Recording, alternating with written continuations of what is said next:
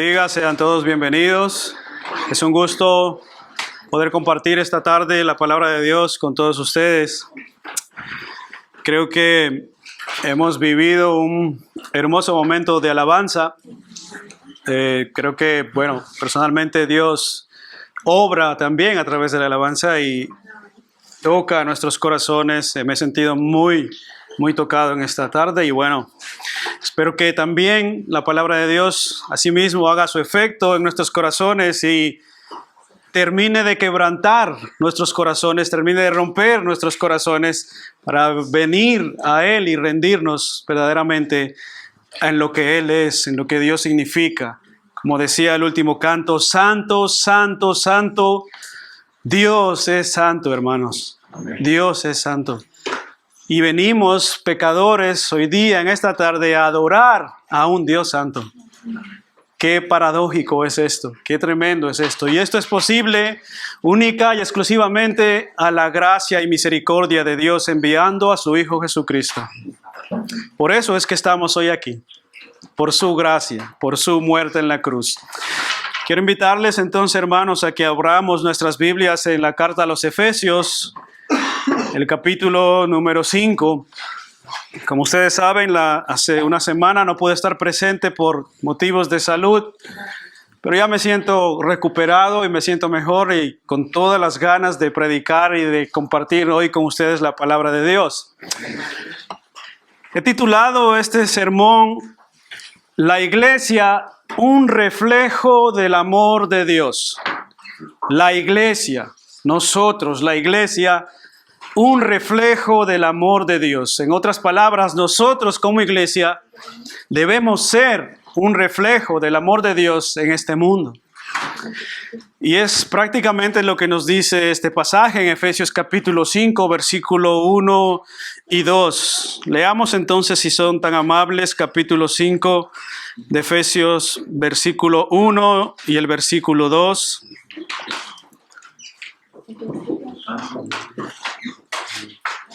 Dice así la palabra del Señor, versículo 1 y 2 de Efesios 5. Sed, pues, imitadores de Dios como hijos amados, y andad en amor como también Cristo nos amó y se entregó a sí mismo por nosotros, ofrenda y sacrificio a Dios en olor fragante. Sed, pues, imitadores de Dios como hijos amados, y andad en amor como también Cristo nos amó y se entregó a sí mismo por nosotros, ofrenda y sacrificio a Dios en olor fragante. Oremos, hermanos. Señor, venimos esta tarde delante de ti para rogarte por tu gracia y tu misericordia. Hemos cantado ya con todo nuestro corazón, con nuestros labios, Señor, que tú eres santo, Señor. Santo, santo eres tú, Señor. Y ciertamente nosotros somos pecadores, bendito Padre. Somos limitados en muchos aspectos y seguramente esta semana, Señor, hemos pecado, ya sea en pensamientos, ya sea por obra. De cualquier forma que sea, Señor, hemos pecado contra ti. Y por eso venimos hoy esta tarde, Señor, para ponernos delante de ti, para que tú puedas perdonar nuestros pecados y nuestras ofensas, oh Señor. Y nos enseñes, pues, tú a qué significa que debemos ser imitadores de Dios. ¿Qué significa que debemos ser un reflejo al mundo de tu amor? ¿Qué significa esto que Cristo mostró ese ejemplo para que nosotros sigamos sus pisadas? Ayúdanos a aprender tu palabra, a escuchar tu palabra y que sea tu palabra ese fuego que termina de encender y avivar nuestros corazones si están desanimados. Y que sea tu palabra la que quebranta ese corazón, Señor, necesitado de tu gracia, necesitado de tu perdón. Y sea tu palabra la que confronta también a sí mismo nuestro corazón caído, Señor. Sea tu palabra también así consolándonos y animándonos, Señor, a seguir en esta carrera. Nos ponemos todos en tus manos porque solo en tus manos podemos vivir confiados, Señor. El mundo se mueve y el mundo cae y el mundo va en declive cada vez más, Señor. Pero solo aquellos que hemos confiado en ti, entonces estamos seguros porque tú eres Dios soberano, Señor. Y sigues sentado en tu trono gobernando este mundo, Dios. Gracias te damos, Señor. En el nombre de Jesús, amén. Pueden tomar asiento, hermanos.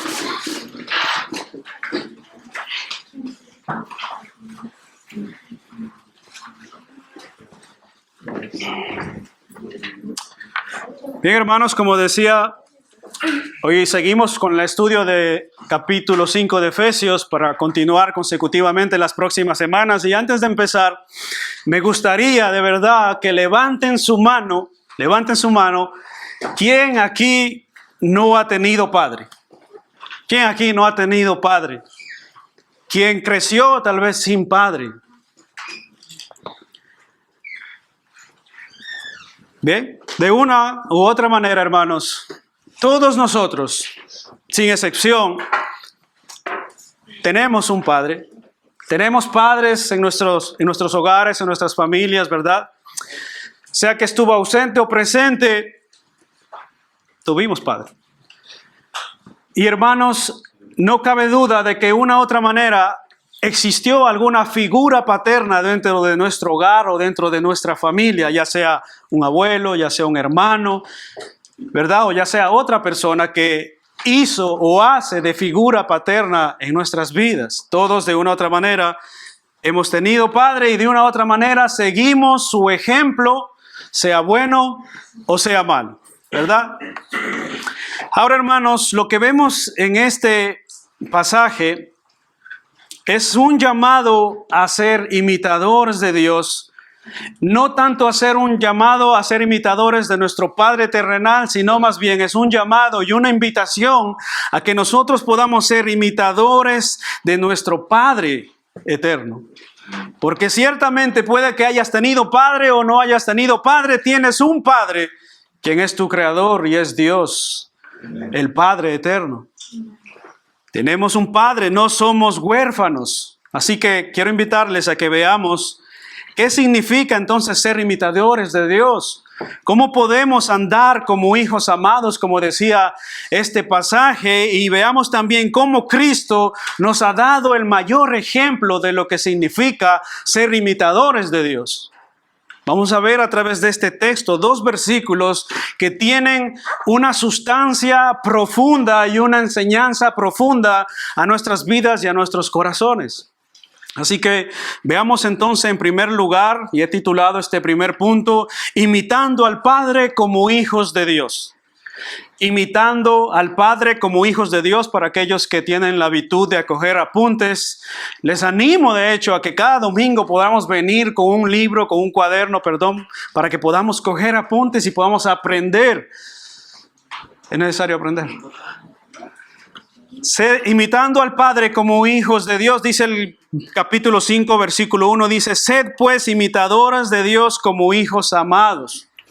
La palabra imitadores, hermanos, en el versículo 1 establece el tema para esta sección. La palabra imitadores del versículo 1 establece el tema para esta sección y vamos a verlo en adelante, desde esta semana en adelante, cómo esta palabra se hace luz o se hace más clara a través de este capítulo 5. Y Pablo dice que los hijos de Dios imitan a su Padre y ellos andan justamente como hijos de luz. Los hijos de Dios imitan a su Padre y ellos andan como hijos de luz. Así que si somos hijos de Dios, imitando a nuestro Padre sería lo correcto.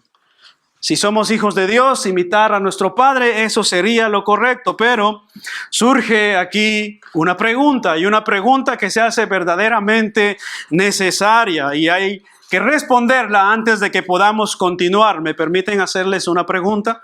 Necesito hacerles esta pregunta porque respondiendo a esta pregunta continuamos entendiendo lo que este pasaje significa. Así que la pregunta siguiente es: ¿eres tú hijo de Dios? ¿Te consideras tú hijo de Dios? Si eres hijo de Dios y has respondido en tu corazón, sí, amén, me considero hijo de Dios o soy hijo de Dios, entonces la pregunta sería, ¿cómo le estás imitando? ¿Cómo lo estás imitando? ¿Refleja tu vida? ¿Refleja tu caminar diario? ¿Ese testimonio refleja tu vida que tú eres hijo de Dios? Si tú dices soy hijo de Dios, entonces ¿cómo refleja tu vida? ¿Cómo emite esa imagen de que Dios está contigo y de que tú eres hijo de Dios? ¿Cómo refleja esa vida tuya al mundo de que tú eres hijo de Dios? La Biblia es clara en este punto, hermanos, y dice que no todo el que dice ser hijo de Dios ciertamente es hijo de Dios. Son hijos de Dios todos aquellos que han venido en arrepentimiento y fe y han creído en la obra salvífica de Cristo en la cruz del Calvario. Todos ellos que han venido en arrepentimiento y fe y han creído en la obra salvadora de Cristo en la cruz del Calvario. Entonces, y solo entonces, dice Juan 12, que tienen la potestad, tienen el derecho de ser llamados hijos de Dios. Ese es el paso inicial y es importante entender esto porque si aún no has venido a Cristo, si aún todavía no se ha producido en ti ese arrepentimiento, esa fe, si aún no ha producido Dios ese nuevo nacimiento en tu corazón, entonces no entenderás lo que estamos hablando hoy aquí e incluso dirás, estos están locos, ¿cómo es posible ser imitadores de Dios? Eso es prácticamente una locura, eso es absurdo, es imposible, no se puede ser imitadores de Dios. Bueno, si ciertamente todavía no conoces el Evangelio y no conoces a Cristo, ciertamente para ti es difícil. Pero tú que eres ya creyente, sabes que este es un mandamiento del Señor. Entonces, tú que ya eres creyente, que ya has venido en arrepentimiento y fe, que profesas fe en Cristo y te profesas cristiano, entonces sabes que este es un mandamiento del Señor. Sed imitadores de Dios. Y de hecho el texto inicia con este mandato. Si tú ves, observa tu Biblia, hermano, observa tu Biblia, este es un imperativo, algo que no es opcional. Esto no es opcional, si te das cuenta, es algo que tiene que llevarse a cabo sí o sí. No hay tal vez eres hijo de Dios, puede que seas hijo de Dios, todavía tengo duda. No, si eres hijo de Dios, sed imitadores de Dios. Ese es el punto. La palabra imitar aquí viene del griego mimetai o mimetes. Y es una expresión del teatro para los mimos. Ustedes están familiarizados con eso. Muchas veces, de alguna u otra manera, has conocido a Charles Chaplin, ¿verdad? O has visto en alguna ocasión un mimo. Los niños que estáis aquí, ¿han visto alguna vez algún teatro, algún mimo? Bien, pues esta palabra de sed imitadores viene del griego y significa justamente eso, una expresión de teatro para los mismos, pero en este verso que se encuentra aquí significa más que imitar movimientos físicos.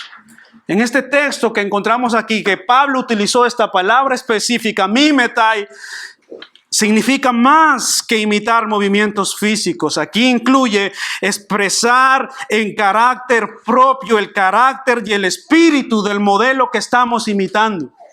Aquí incluye expresar un carácter propio, el carácter y el modelo del espíritu de aquel a quien estamos imitando. Eso incluye. Entonces, ¿a quién estamos imitando o a quién nos está llamando Pablo a imitar?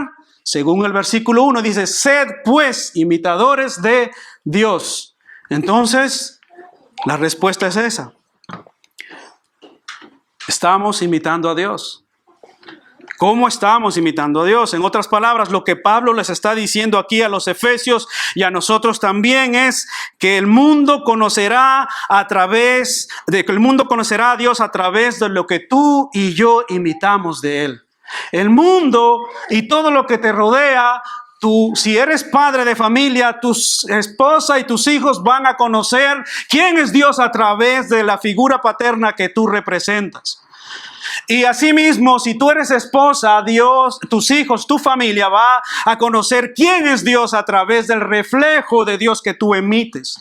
¿Cómo estás imitando a Dios en tu hogar, en tu familia, en tu casa, en tu escuela, en tu trabajo, en la universidad? ¿Cómo estás tú haciendo esto? Y para que esto suceda debemos imitar pues entonces a nuestro Padre en todas las áreas de nuestra vida. Sed pues imitadores de Dios, no se limita solo a estas 4 paredes. No nos referimos a que si somos imitadores de Dios no podemos limitar a que debemos ser imitadores de Dios solo cuando venimos a la iglesia.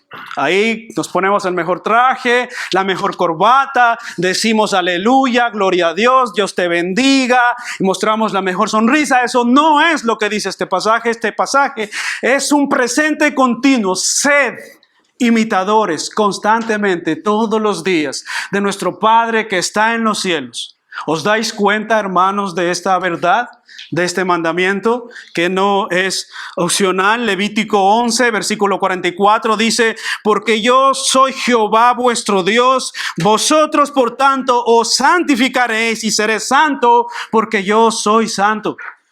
¿Oyeron eso? ¿Quién tiene aquí a Jehová como su Dios? ¿Quién tiene aquí a Dios como su Padre? Levanten sus manos si vosotros tenéis a Dios como vuestro Padre. Si tú tienes a Dios como tu Padre, escucha lo que dice este pasaje. Levítico 11, versículo 44 dice: porque yo soy Jehová vuestro Dios. Vosotros, por lo tanto, o en consecuencia, os santificaréis y seréis santos, porque yo soy santo. Ese es el mandato de Dios en este pasaje. Así que, ¿a qué se refiere Pablo aquí con imitar a Dios? ¿Se refiere Pablo tal vez a que debemos imitar a Dios en su omnisciencia, en su omnipresencia tal vez? ¿O debemos imitar a Dios en su poder creador tal vez, en su poder milagroso? ¿A qué se refiere Pablo? ¿A qué debemos imitar o qué es lo que quiere decir Pablo? ¿Debemos imitar a Dios en su soberanía tal vez? En su omnisciencia. Algunas personas tienen esa capacidad de querer pensar lo que los otros están pensando. Eso no es a lo que se refiere este pasaje. No sé si alguna vez te ha pasado eso. ¿Será que fulano está haciendo esto y este otro? ¿O me miró de tal manera? ¿O no me dijo esto y esto otro porque tiene algo en su... Queremos a veces, ¿verdad? Queremos conocer todas las cosas. Y no es posible. Eso no es el llamado que Dios nos hace a través de este pasaje. No es imitar ni su soberanía, ni su omnisciencia, ni su omnipresencia, ni su poder creador. No es eso. Se refiere a actuar como Él, a amar como Él, a perdonar como Él, a servir, a ser pacientes, misericordiosos, compasivos, generosos, perdonadores, así como es Dios. Imitar a Dios es buscar el bien de los demás, bendecirlos, consolarlos, animarlos, corregirlos, enseñarlos como Dios ha hecho con nosotros. Amén. Eso es imitar a Dios de manera práctica. Eso es aterrizar este pasaje, significa eso, hermanos, en nuestras vidas. ¿Cómo imitamos a Dios? De esta manera. Sirviendo, siendo pacientes, siendo misericordiosos, siendo compasivos, siendo generosos, siendo perdonadores. Porque ¿acaso Dios no es un Dios de perdón? Es así como Dios desea que le imitemos. Juan 13:15 dice: porque os he dado ejemplo para que como yo os he hecho, vosotros también hagáis. Os he dado ejemplo. Dios no mandó a su Hijo Jesucristo para que nosotros adivinemos cómo es que hay que imitar al Padre. No, Él nos dio el ejemplo en su vida, en su caminar en este mundo. Nos ha dado el ejemplo. ¿Oís, hermanos? Juan 13:15, apúntelo ahí. Porque os he dado ejemplo para que como yo he hecho, vosotros también hagáis con vuestro prójimo. ¿Con quién hay que hacer esto? Ser imitadores de Dios, compasivos, misericordiosos, generosos, perdonadores, con la gente que vive en Plutón o en Marte. No, ¿verdad? Ser imitadores es con tu prójimo. Mira a tu lado, ese es tu prójimo. Y donde caminas, ese es tu prójimo. Mateo 5:48 dice: sed pues vosotros, oigan esto. Escuchen este texto, es impresionante. Dice Mateo 5:48, dice: sed pues perfectos como vuestro Padre que está en los cielos es perfecto. ¿Te recuerdas que te dije que algunas cosas te van a sonar como esto es imposible, esto es absurdo, esto no es posible para la mente humana y ciertamente no vas a entender de lo que estamos hablando si Dios todavía no ha tocado tu corazón? Si Dios todavía no ha regenerado tu corazón, ciertamente esto te puede sonar a locura. ¿Cómo es posible que Dios nos mande a hacer esto? Pues eso es lo que Dios nos manda. Dice Mateo 5:48, sed pues vosotros perfectos como vuestro Padre que está en los cielos es perfecto. Efesios 5:1 dice, sed pues imitadores de Dios como hijos amados. Pero hermanos, el texto continúa para nuestro bien. El texto continúa, no se detiene ahí. Dios dice algo más. Acompáñenme en Efesios 5:1. ¿Qué dice ahí? Dice, sed imitadores de Dios. ¿Cómo? Sed imitadores de Dios. ¿Cómo? Como hijos amados. Sed imitadores de Dios como hijos amados. Y esto marca una gran diferencia. Esto marca un principio. Entonces, ¿por qué debemos ser imitadores de Dios? ¿Por qué debemos ser imitadores de Dios? Bien, Pablo, ¿por qué debemos ser imitadores de Dios? ¿Por qué? Porque hemos sido amados por Él.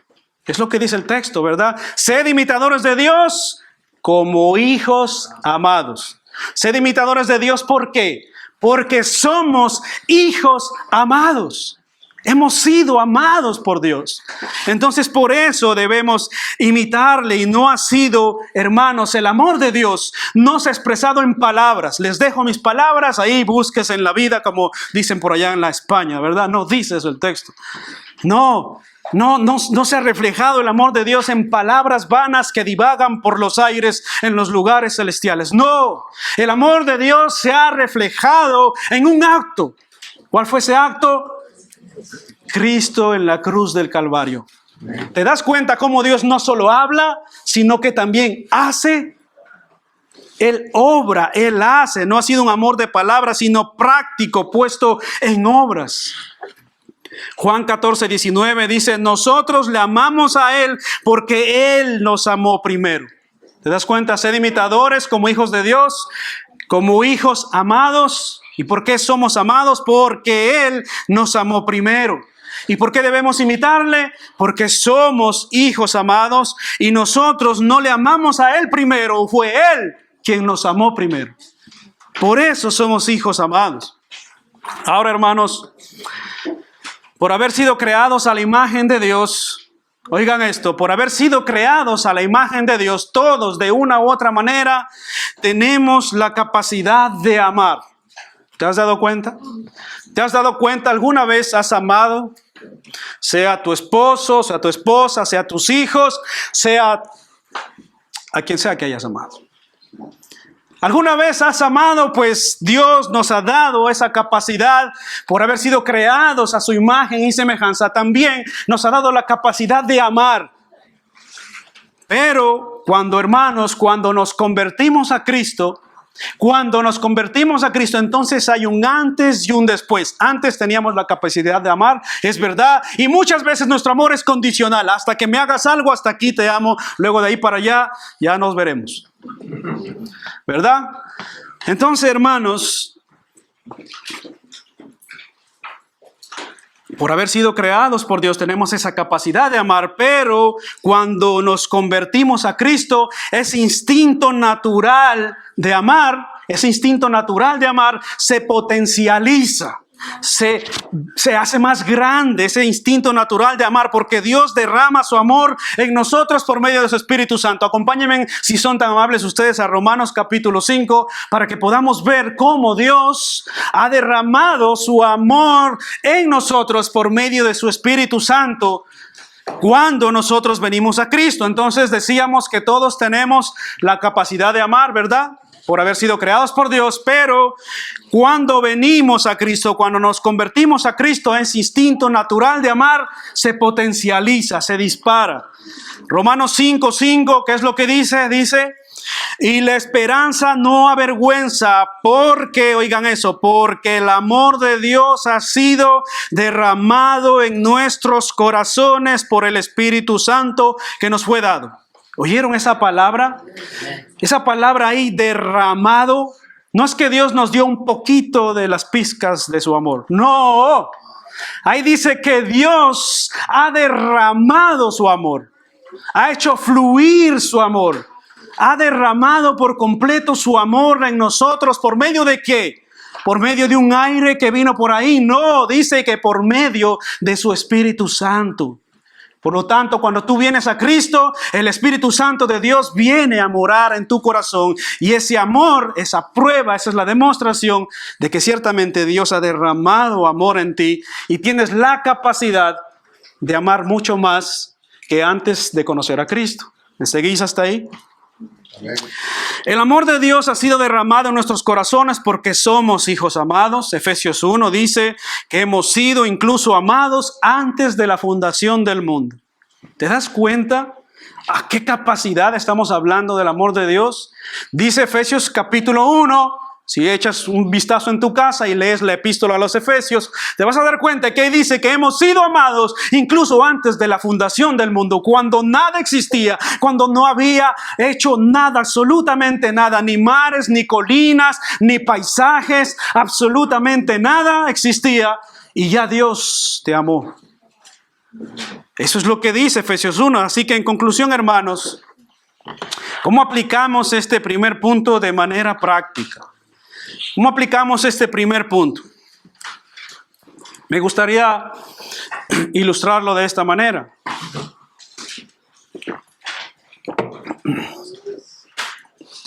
Imagínate que te invitan en alguna ocasión a un cumpleaños.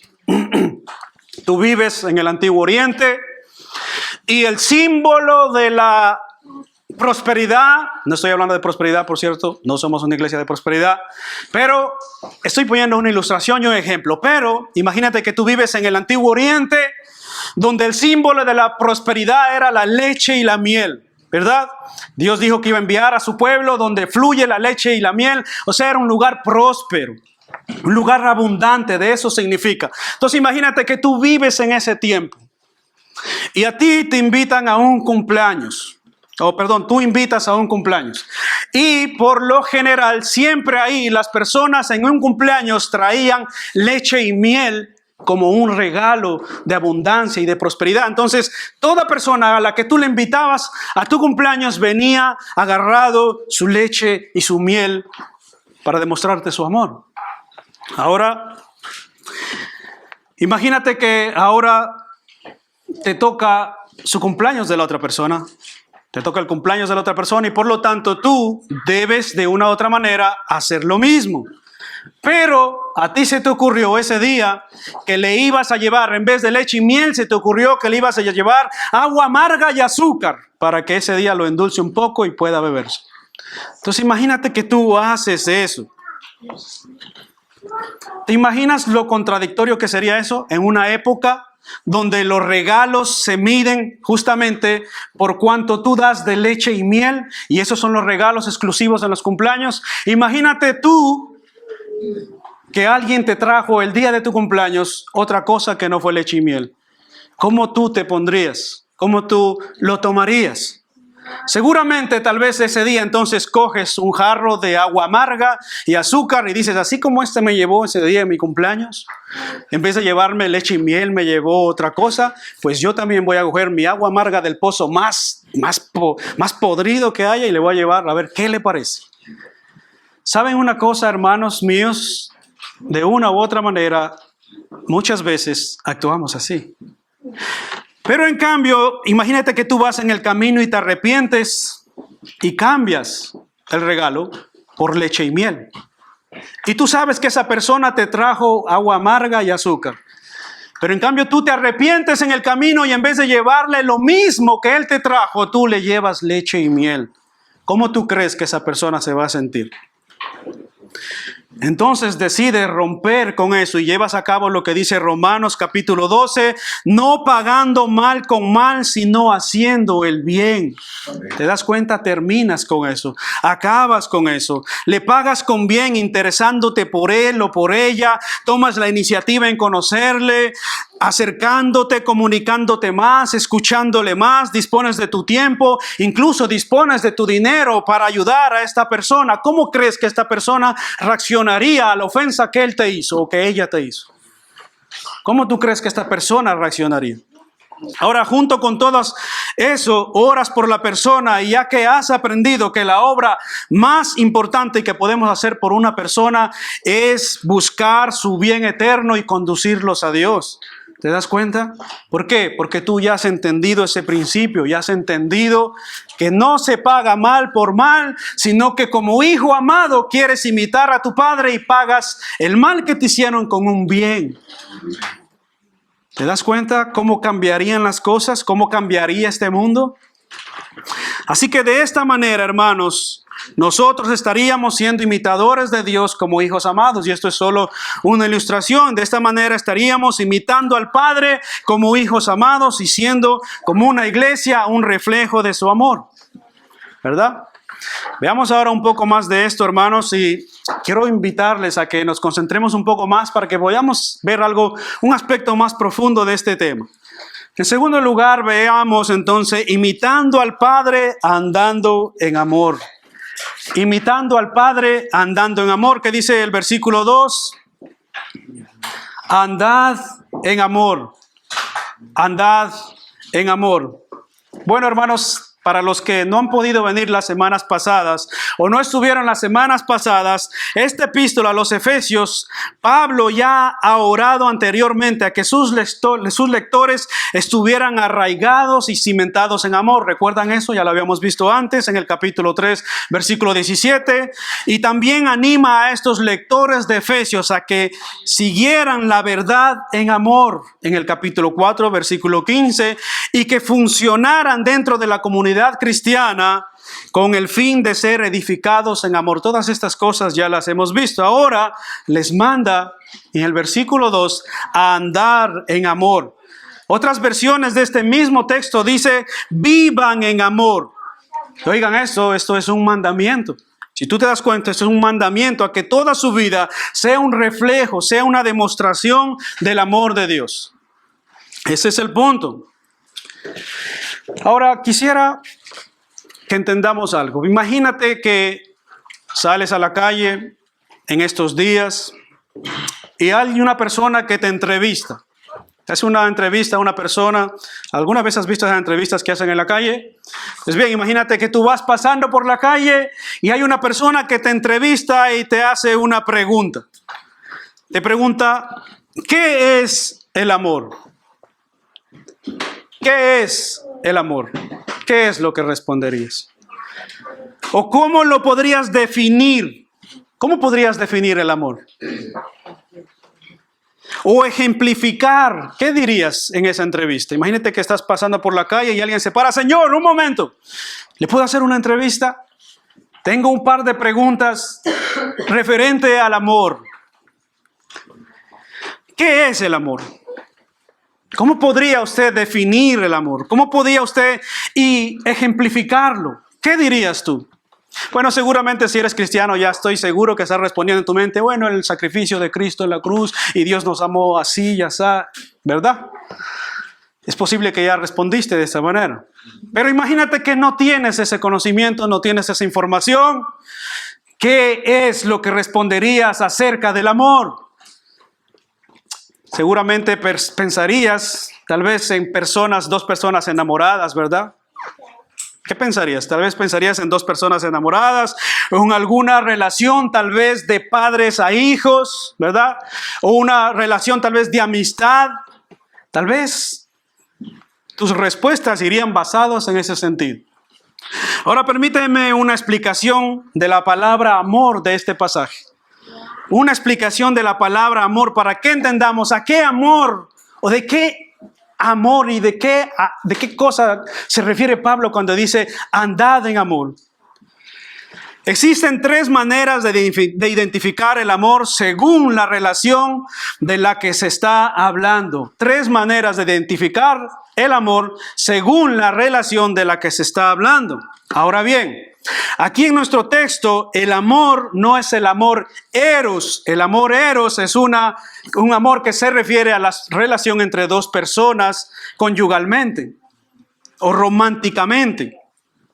Tampoco el amor de esta palabra, de este texto, significa el amor filos, que es el amor de la amistad. Hay un amor de amistad. ¿Alguna vez has apreciado o amado a algún amigo sinceramente? Bueno, vemos amigos que amamos sinceramente. Tal vez no sé si es tu caso o no, pero los amigos amamos sinceramente.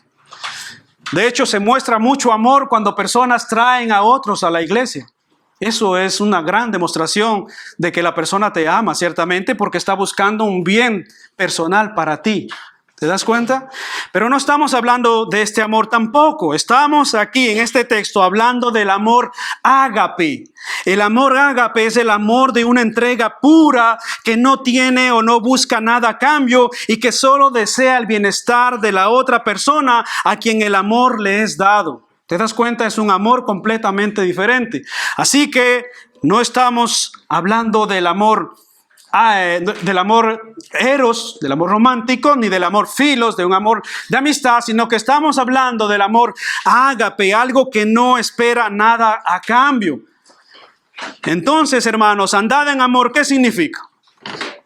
No significa primeramente andar en un amor romántico ni un amor de amistad, sino andar en amor como el amor de Dios, como el amor que Dios da. Un amor que no cambia, que no varía según como tú respondes, sino un amor que no espera nada a cambio. De ese amor es que habla Pablo en este texto.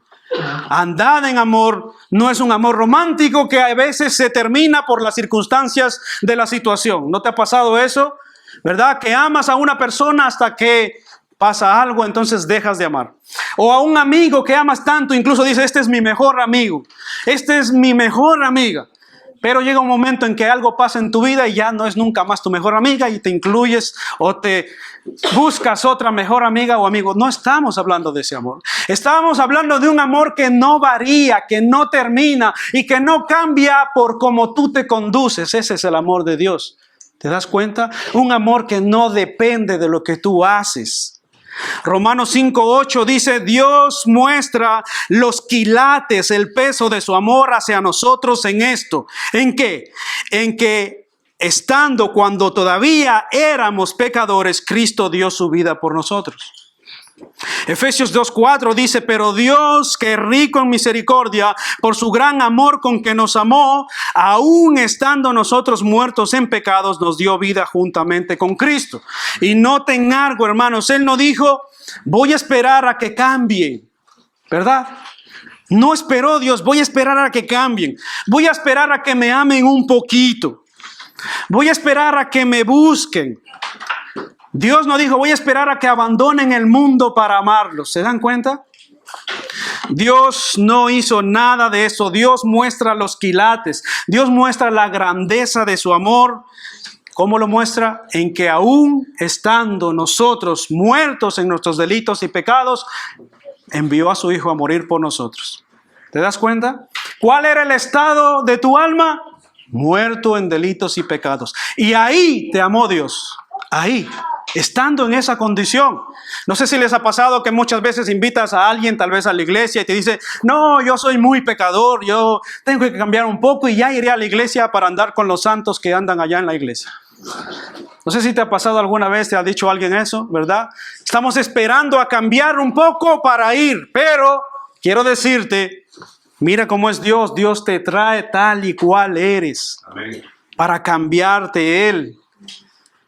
Dios muestra su amor, Dios muestra su misericordia estando en esa condición. Ahora, hermanos, esto parece algo sencillo, ¿verdad? Andad en amor incluso resulta fácil. Digan, andad en amor. Es sencillo. Andad en amor. Es fácil, ¿verdad? Resulta muy rápido. No sé si alguna vez has ido a alguna tienda, tal vez a comprar el termómetro del amor.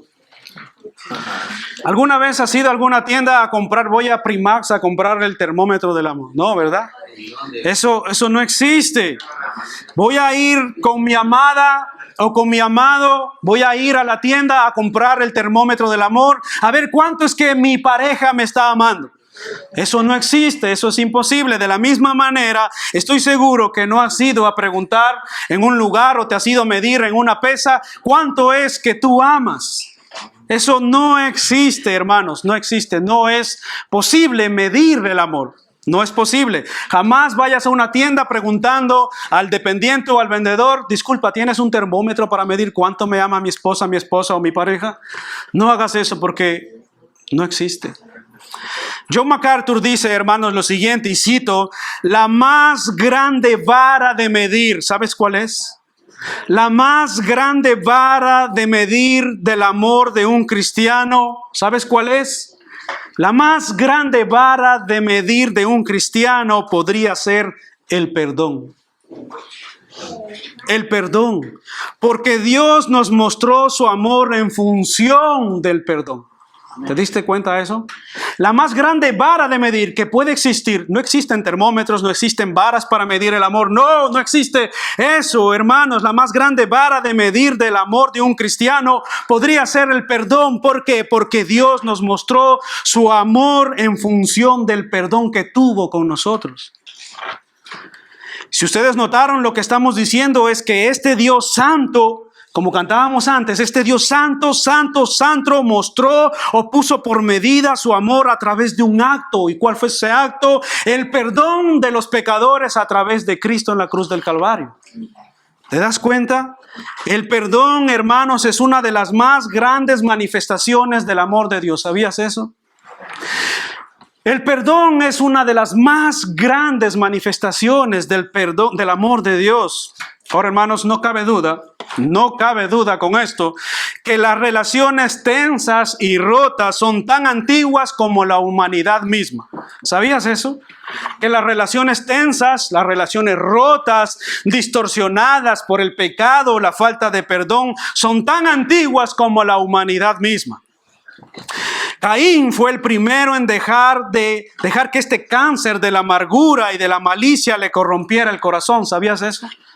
Caín fue una de las primeras personas en dejar que la maldad corrompiera su corazón. Desde aquellos primeros días, hermanos, el pecado y el odio ha desencadenado algunos de los acontecimientos más trágicos de la historia de la humanidad. Imagino, hermanos, igualmente, que tal vez alguien aquí, o tal vez todos, algunos o mismo personas en la tierra han sido afectados de algún modo, de alguna manera, por la amargura, el resentimiento o la falta de perdón. De una u otra manera, hemos sido afectados por la amargura, el resentimiento y la falta de perdón. Y tal vez hoy hay alguien aquí con esos sentimientos cancerígenos. Ese resentimiento de amargura, de falta de perdón. Tal vez hay alguien hoy aquí con esos sentimientos. Pero, hoy hermano, Dios nos manda hoy a ser imitadores de Dios como hijos amados, andando en amor. Y como somos imitadores de Dios, ¿cómo podemos ser imitadores de Dios? Amando como Él ama. Amando como Él ama, y como Él ama, sin resentimiento, sin amargura y perdonando nuestras ofensas todos los días. ¿Te das cuenta? Eso significa ser imitadores de Dios. Mateo 6:12 dice, Jesús nos enseñó a orar de la siguiente manera: Padre, perdona nuestros pecados como también nosotros hemos perdonado a los que nos ofenden. ¿Oíste eso? Cuando los discípulos se acercaron a Jesús a decirle, Padre, enséñanos a orar. O tal vez tú, no has tenido esa habitud de orar o nunca has orado, pues hoy quiero mostrarte un ejemplo. Puedes acercarte hoy a Dios y decirle, enséñame a orar. Y una de las cosas que Dios te enseñaría a orar es esta, mira. Padre, perdona nuestros pecados como también nosotros hemos perdonado a los que nos ofenden. Y si notas, si te das cuenta, el Señor da por sentado que nosotros perdonamos a los que nos ofenden. ¿Te das cuenta? El Señor da por sentado en esa oración del Padre Nuestro, conocida en todo ámbito cristiano y católico. Padre nuestro que estás en el cielo, este versículo está ahí. Y oye una cosa, si notas, el Señor da por sentado que nosotros perdonamos a los que nos ofenden. Él deja claro que la oferta del perdón de Dios es inseparable de nuestra disposición a perdonar a los demás. Repito esto. El Señor deja claro que la oferta de perdón que Dios da o que Dios nos da es inseparable de nuestra disposición a perdonar a los demás, a perdonar a los que nos ofenden. En otras palabras, hermanos, perdonar a los demás cuando nos hacen mal es parte de nuestro agradecimiento al perdón de Dios por nuestros propios pecados a través de la muerte de Jesús en la cruz del Calvario. ¿Comprenden lo que estamos diciendo? Perdonar a los demás cuando nos hacen mal es parte de nuestro agradecimiento al perdón de Dios por nuestros propios pecados. Su perdón está basado exclusivamente en su amor incondicional y su gracia. Nosotros no la merecíamos, mas sin embargo Él, en su gracia, decidió perdonarnos. Ahora, hermanos, la palabra griega para pecado en Mateo 6:12, si ustedes visitan ese texto en Mateo 6:12, la palabra griega significa literalmente deuda. Deuda, porque nosotros habíamos roto la ley de Dios, teníamos una deuda o tenemos una deuda grande con Dios que no podemos pagarla. Humanamente nosotros, ninguno de nosotros podemos pagar la deuda que tenemos con Dios. Entonces, si le pedimos a Dios que perdone nuestros pecados o nuestras enormes deudas, mientras que nosotros nos negamos a perdonar a aquellos que nos ofenden, esto es una total contradicción. ¿Nos damos cuenta? Si le pedimos a Dios que perdone nuestros enormes pecados, mientras nos negamos a perdonar las faltas de las personas que nos hacen mal, actuamos en el mejor de los casos de forma incoherente y en el peor de los casos de manera hipócrita. No podemos acercarnos a Dios diciéndole: Padre, perdona mis pecados, cuando yo no soy capaz de perdonar a los que nos ofenden. ¿Te das cuenta? No es posible. Dios perdona, o Dios perdóname a mí que soy tan bueno y santo, pero no perdones las faltas de fulano o de mengana. Mira que este es muy pecador. ¿Alguna vez oramos así? No, ¿verdad? Padre, perdona mis pecados. Mira que yo soy tan bueno y tan santo y tan correcto en la vida, pero los pecados de fulano o mengana, esos ni los mires. No los perdones. Así muestra nuestro corazón orgulloso de qué está lleno, de qué grande soberbia y orgullo hay en nuestros corazones. ¿Te das cuenta? Cuando pedimos perdón por nosotros, a Dios nos perdona y nosotros no somos capaces de perdonar. Esto es una incoherencia delante de Dios. Por eso yo quiero invitarte a que te examines. Examínate tu corazón esta tarde. Venimos a la iglesia a eso también, a examinar nuestro corazón. ¿Cómo está nuestro corazón relacionado con este tema? ¿Cómo está relacionado nuestro corazón? En conclusión, hermanos, de este punto, sed imitadores de Dios como hijos amados y andad en amor es reflejar el amor de Dios en nuestra vida todos los días en base al perdón que Dios ha tenido para con nosotros. ¿Te das cuenta? El llamado de Dios para el cristiano, para el creyente, es una continua actitud de perdón hacia su prójimo. ¿Hay alguien a quien no has perdonado hoy? ¿O hay alguien que todavía no le has extendido tu perdón? Necesitamos pedir perdón tanto como perdonar. ¿Oíste eso? Necesitamos pedir perdón tanto como perdonar.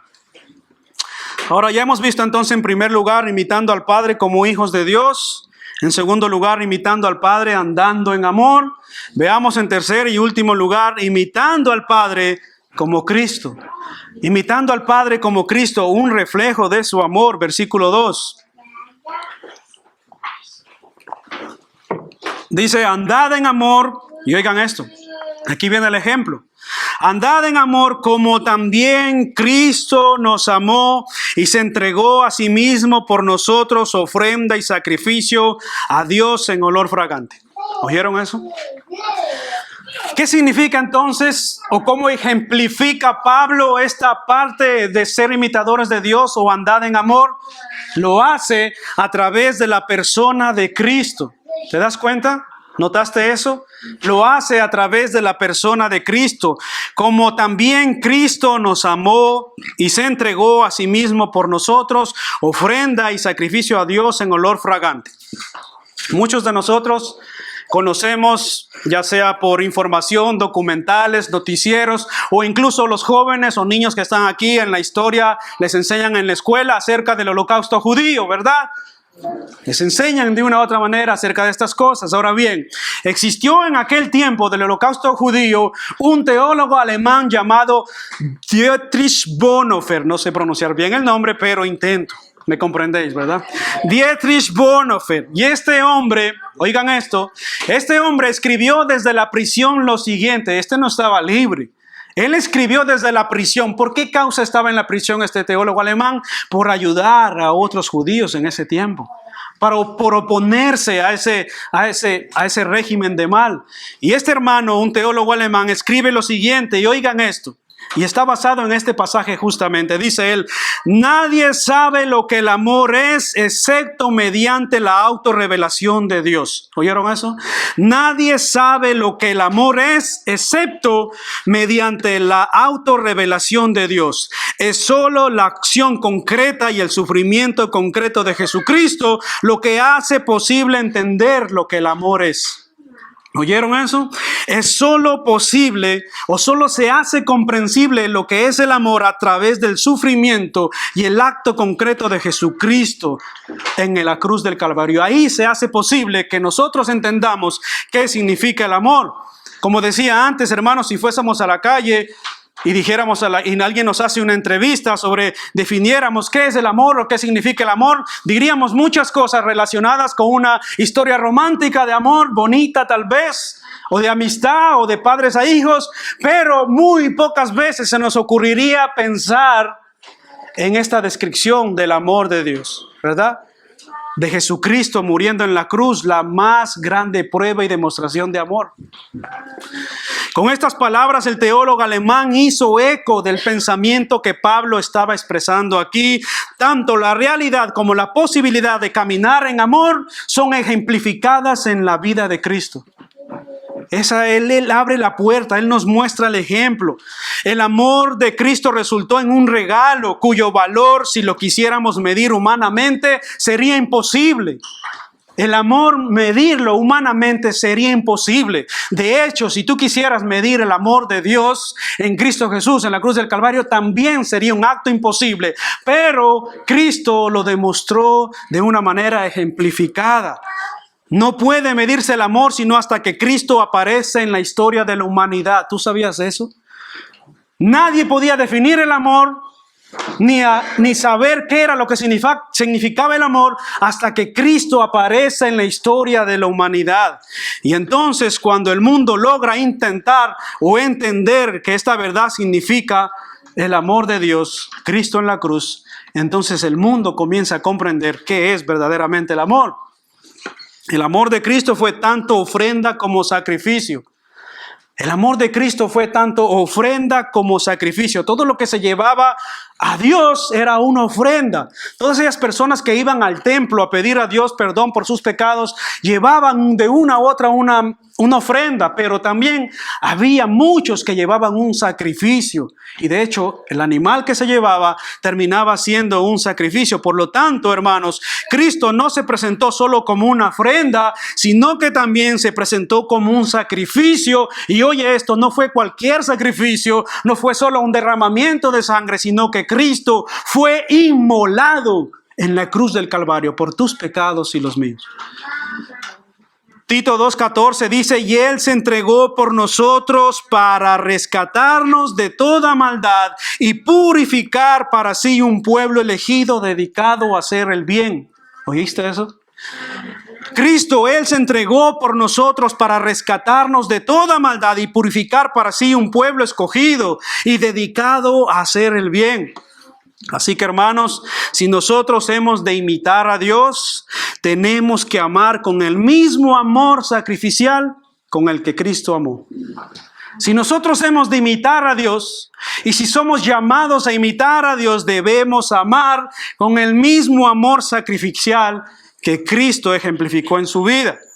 Es lo que dice nuestro pasaje: sed imitadores de Dios como hijos amados y andad en amor así como Cristo. Si tú quitas las palabras intermedias entre sed imitadores de Dios como hijos amados, andad en amor, quitas esas palabras, te detienes en la primera, sed imitadores de Dios, y saltas a Cristo, sonaría de la siguiente manera: sed imitadores de Dios así como Cristo.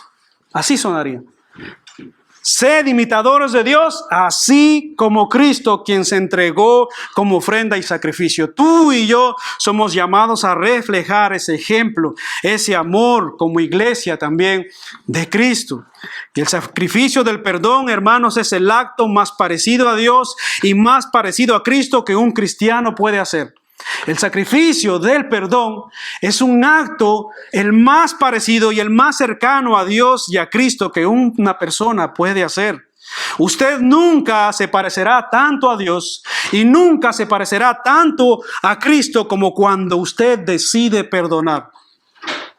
Porque eso es lo que Dios hace, y eso es lo que Dios hace todos los días con todos nosotros. Porque todos los días pecamos. ¿Te das cuenta? La belleza del perdón de Jesús, quien vio a quienes lo crucificaban. ¿Te acuerdas cuando Cristo estaba siendo crucificado en la cruz del Calvario? Él dijo: Padre, perdónalos porque no saben lo que hacen, mientras estaba siendo sacrificado. El mismo sentir se reprodujo años más tarde o tiempo más tarde un hombre llamado Esteban, cuando dijo: Señor, no les tengas en cuenta este pecado, mientras era aplastada su vida por piedras. ¿Recuerdas el primer mártir de la iglesia? Puedes leerlo en el libro de los Hechos. Esteban, mientras se encontraba siendo aplastado por las piedras, tuvo esa capacidad de decir: Señor, no les tengas en cuenta este pecado. El mismo, muy similar al sentir que tuvo Cristo cuando era crucificado: Padre, perdónalos porque no saben lo que hace. Y ciertamente muchos de nosotros que somos pecadores, muchas veces no sabemos lo que hacemos, pero a través de nuestros actos y nuestros pecados estamos crucificando constantemente a Cristo. Estamos rechazando cuando no venimos a Él, estamos rechazando ese sacrificio, estamos rechazando ese amor sacrificial.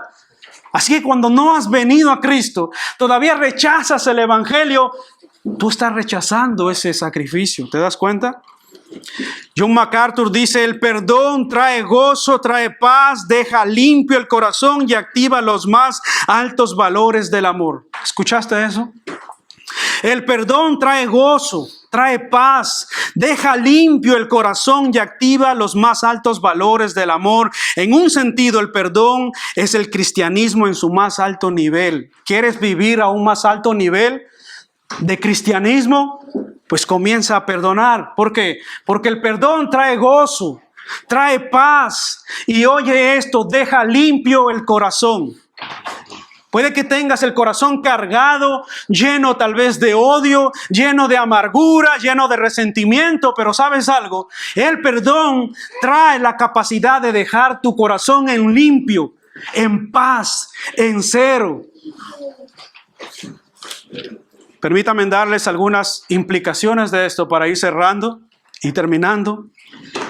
Hermanos, así como el perdón es un claro termómetro del gran amor de Dios, que sus hijos imitan, la falta de perdón es un claro termómetro revelador de que tal vez no somos hijos de Dios. ¿Oyeron eso?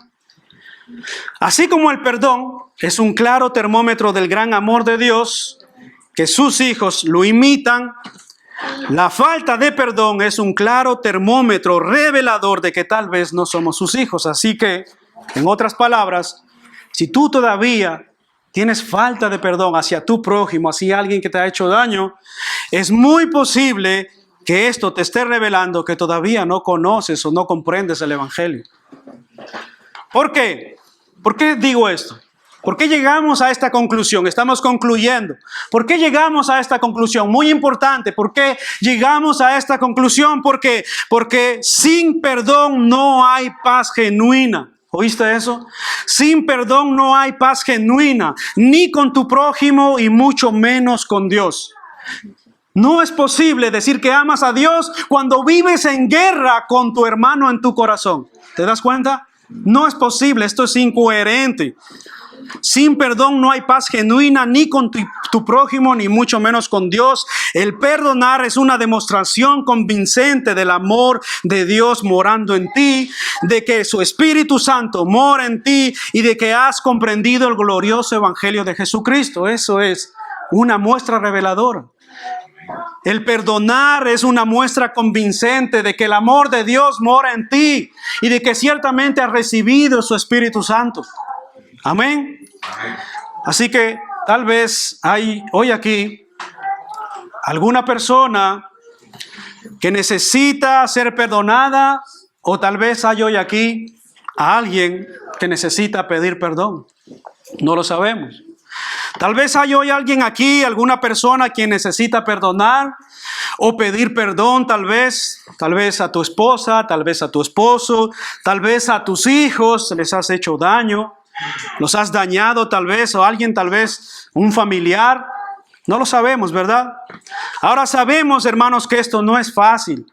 Sabemos que pedir perdón o perdonar no resulta fácil, sobre todo cuando nos han hecho tanto mal, sobre todo cuando nos han hecho tanto daño, mucho más duro y es mucho más difícil.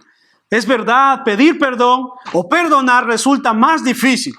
Resulta más complicado y es verdad, no es sencillo. No es sencillo. Pueda que hayas estado luchando con esto toda tu vida. Puede que todavía sigas luchando hasta el día de hoy. Puede que sigas luchando esto toda tu vida y puede que lo sigas luchando hasta el día de hoy con alguien que te hizo mal. Puede que digas, lo he intentado, he luchado muchas veces, he intentado perdonar a tal o cual persona, pero ciertamente se hace muy difícil. Tal vez dices, es un sacrificio para mí, perdonar ciertamente me resulta imposible. Pero ¿sabes algo? Puede que perdonar sea difícil por el mucho daño que te han causado, el mucho daño que te han hecho. Es posible, ¿sabes algo? Pero Dios es tan bueno y quiere que aprendas algo hoy. Dios es tan bueno y tan misericordioso que quiere que aprendas algo hoy. Y es que tú y yo humanamente no podríamos perdonar en verdad. Tú y yo, humanamente hablando, no podríamos perdonar en verdad, excepto cuando alzamos nuestros ojos al cielo y miramos a Cristo en la cruz del Calvario. Entonces, y solo entonces, cuando vemos a Cristo crucificado en la cruz del Calvario, pagando tus deudas, pagando tus pecados, entonces se hace posible perdonar a otra persona. ¿Por qué? Porque has entendido que Dios te perdona en Cristo en base al perdón que Él te da a ti todos los días. Entonces, cuando se te hace difícil humanamente perdonar, alza tus ojos, mira a Cristo, mira al cielo, mira su ejemplo de perdón y entonces el perdón será posible. Si no, humanamente es imposible. Hermanos, cuando alguien nos hiere o nos hace mal, lo que nosotros hacemos, ¿verdad?, es ponerle una cruz a esa persona. Es como una tacha sobre la persona para recordar que esa persona nos hizo daño toda su vida, tachado. Es lo que nosotros hacemos cuando alguien nos hace daño, le ponemos una cruz. Pero ¿sabes algo, hermano? En cambio, Dios no pone una tacha. Dios no te pone una tacha. Dios lo que hace es ponerte una cruz delante nuestro. Dios ha puesto una cruz no para condenarnos ni tacharnos, sino para salvarnos y perdonarnos en Cristo. Él no puso una tacha a tus pecados y ciertamente eres pecador. Eres pecador, merecías una tacha y merecías ser enviado al infierno, pero Él no ha hecho esto. Él ha hecho y ha puesto delante de ti una cruz, la cruz de su Hijo Jesucristo muriendo por ti, muriendo por tus pecados. Esto es lo que ha hecho Dios. Dios es ciertamente bueno, hermanos. Dios es misericordioso y nos ha mostrado su gran amor con el que nos amó. En la cruz Él pasó por alto nuestras ofensas, nuestros pecados. Él los clavó en su Hijo Jesucristo por amor a nosotros. Tanto es la amabilidad de Dios que nos perdona todos los días. Así que te invito hoy a que sueltes, a que abandones. Yo no conozco tu corazón, pero ciertamente si Dios te trajo aquí es con un propósito, que tú entiendas que debes abandonar esto. Debes abandonar esa falta de perdón. Quiero terminar con un pasaje que se encuentra en 1 de Juan, capítulo 4, versículo 7. Y escúchenlo, no lo busquen. Escuchen. 1 de Juan, capítulo 4, versículo 7 dice: amados, amémonos unos a otros, porque el amor es de Dios, y todo aquel que ama es nacido de Dios y conoce a Dios. Voy a repetir este pasaje. Amados, amémonos unos a otros, porque el amor es de Dios, y todo aquel que ama es nacido de Dios y conoce a Dios. El que no ama no conoce a Dios, porque Dios es amor. En esto se mostró el amor de Dios para con nosotros. ¿En qué? En que Dios envió a su Hijo unigénito al mundo para que vivamos por Él. En esto consiste el amor de Dios, no en que nosotros hayamos amado a Dios, sino en que Él nos amó a nosotros y envió a su Hijo como ofrenda y propiciación por nuestros pecados. Amados, si Dios nos ha amado así, debemos también nosotros amarnos unos a otros. Nadie ha visto jamás a Dios, pero si nosotros amamos, si nos amamos unos a otros, Dios permanece en nosotros y su amor se ha perfeccionado en nosotros. Esto tiene una verdad tan profunda, hermanos, estos pasajes, que cualquiera que no vive a la altura de esta verdad tiene una vida incoherente. No podemos decir con nuestra boca que amamos a Dios cuando odiamos a nuestro prójimo, cuando no ha habido perdón sincero, cuando no ha habido perdón genuino. Necesitamos venir delante de Dios, y yo te invito a que hoy, a través de esta oración, vengamos a Dios, que sueltes aquello que te agravia, que sueltes esos bultos de pecado que tienes encima, esos pecados que te agobian, que te han llevado a tener un corazón árido, seco, insensible. Te invito a que oremos hoy y vengamos a conocer al verdadero Dios, a un Dios de amor, de perdón, de gracia, de misericordia. Ese es el Dios nuestro de la Biblia. ¿Qué te parece si oramos? Oremos, hermanos. Señor, te damos gracias por este momento que tú nos has permitido escuchar tu palabra, Señor. Oh Dios, solo tú conoces nuestros corazones, Padre. Solo tú conoces, Señor, la necesidad que hay en nuestro corazón. Solo tú sabes por qué nos trajiste hoy, Señor. Oh Señor, entonces tenemos una deuda contigo, Señor. Si tú soberanamente orquestaste todas las cosas para que hoy estuviéramos aquí, entonces es porque ciertamente tú eres misericordioso. Tú eres bueno y quieres perdonar nuestros pecados, Señor.